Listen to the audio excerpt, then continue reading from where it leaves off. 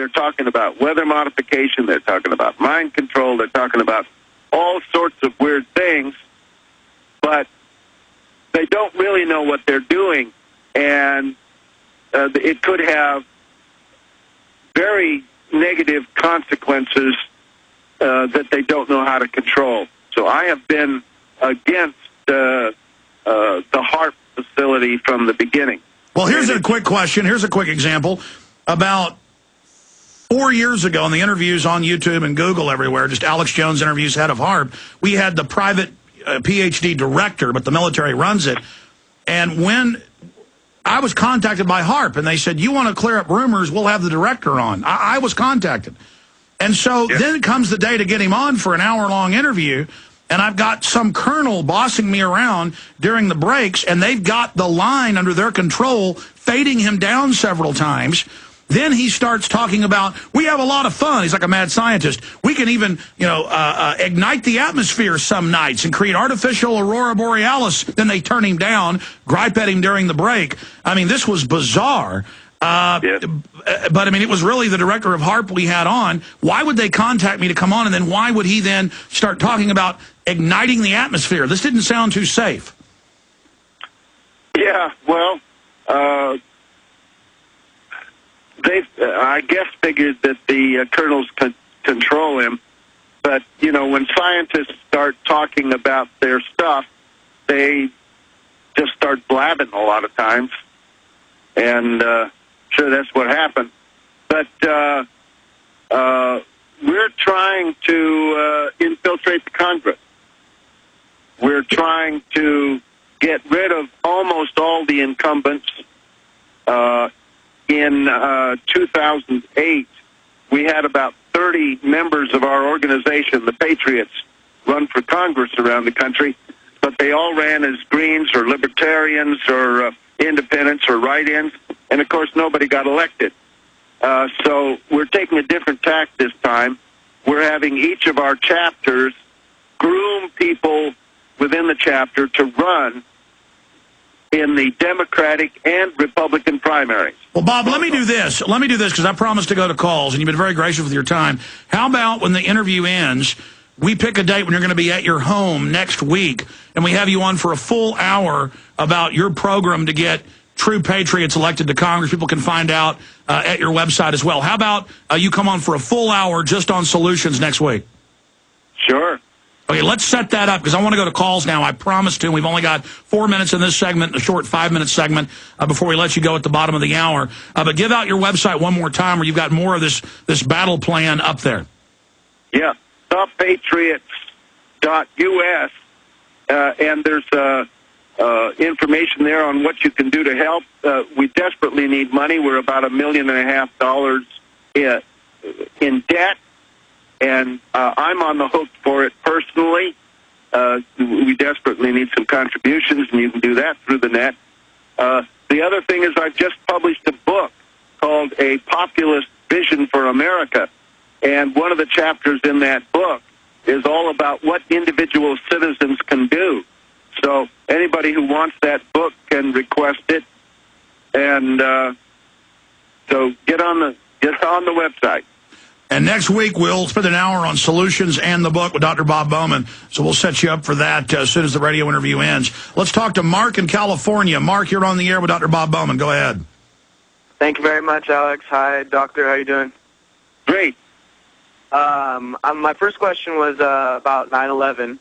Yep. In your experience, what has been the best way of communicating, the 9/11 truth to friends, family members, other people that are close to you that, you respect very much but that are otherwise ignorant to the truth or are subjected to the propaganda machine and have not yet realized what's really going on? That's a great question, Mark. Thank you. Dr. Bob Bowman.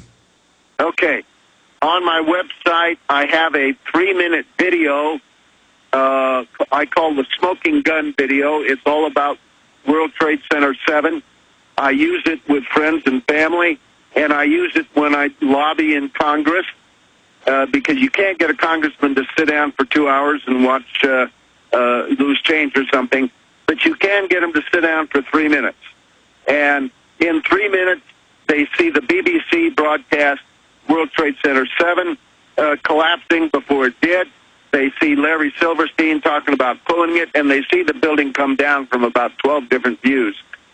An apparent controlled demolition of an intact building with no visible fires.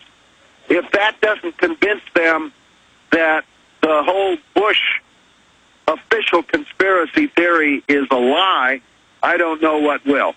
And you can download that from my website. And I would add the caveat, you have 6 of the 10 commissioners saying it's a fraud and a cover-up. I have AP and Raw Story here. Revealed Ashcroft, Tenet, Rumsfeld warned 9/11 Commission about line it should not cross and told them don't investigate the attacks themselves. And as a former Intercept pilot, I think that's some of the most convincing information when you've given your speeches in the past explaining that you were once an Intercept pilot and they stood down. Absolutely, they did. Hijacked airliners do not fly around for an hour and 40 minutes without being intercepted. And that day, 9/11, I was watching things unfold. I just kept saying, where are the interceptors? You know, it's so I knew we were being lied to from day one. And we got to do something about it. The thing is, 9/11 is extremely important because all the evils that are going on are being blamed on it.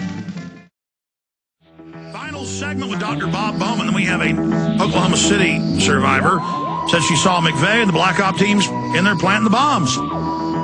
So that is coming up.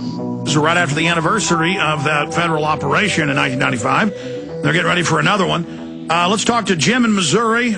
Go ahead, you're on the air. Quick question for Dr. Bob Bowman, Jim.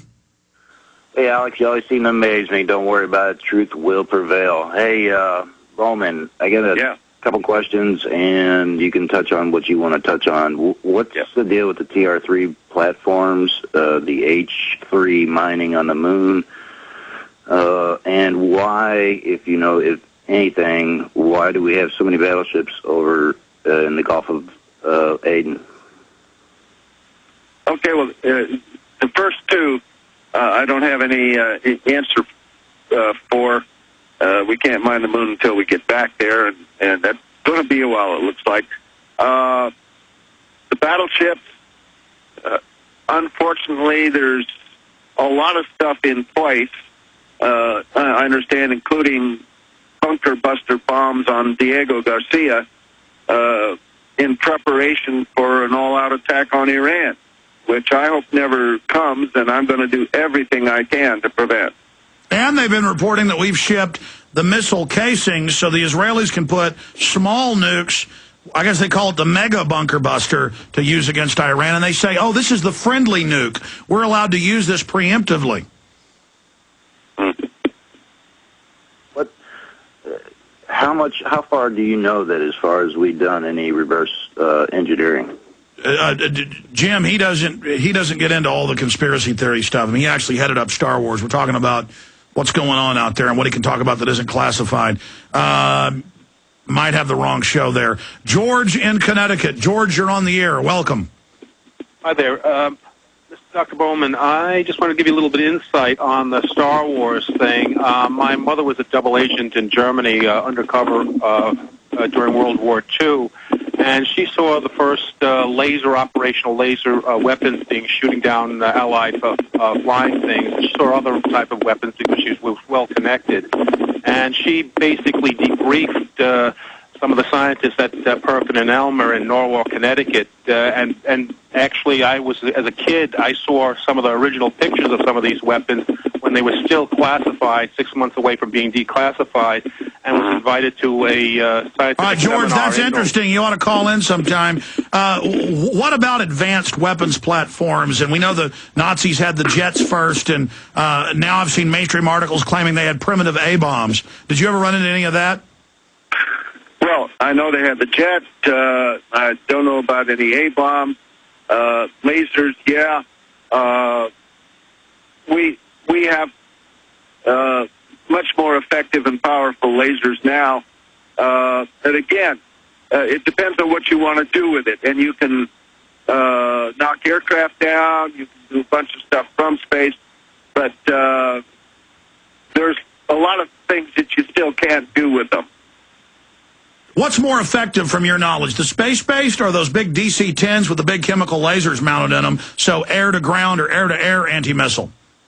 Again, it depends on what you want to do. If you're trying to shoot down a missile, which is what they advertise these things for, doing it with a 747 or any of those things is absolutely crazy because they themselves are so vulnerable. Any